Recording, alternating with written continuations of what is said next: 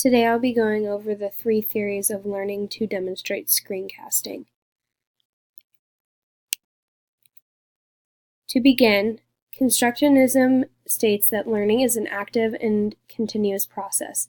People construct their own understanding and knowledge of the world through experiencing things and reflecting on those experiences. When new information is presented to a learner, it is linked to prior knowledge, making it very subjective. In constructivism, each person has a different interpretation and construction of knowledge and that process. Cognitive load theory is described by John Sweller as the amount of information that working memory can hold at one time. The 3 types of cognitive load include extraneous cognitive load, intrinsic cognitive load, and germane cognitive load. Intrinsic cognitive load says that all instruction has an inherent difficulty associated with it, and the difficulty cannot be altered by the instructor. Extraneous cognitive load refers to the manner in which information is presented by the instructors to the learners, such as design.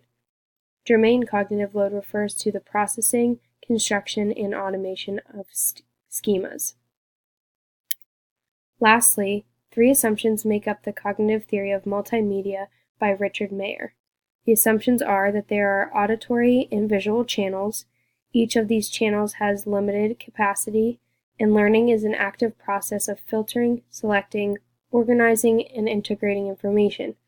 Mayer says that people learn more deeply from words and pictures than from words alone.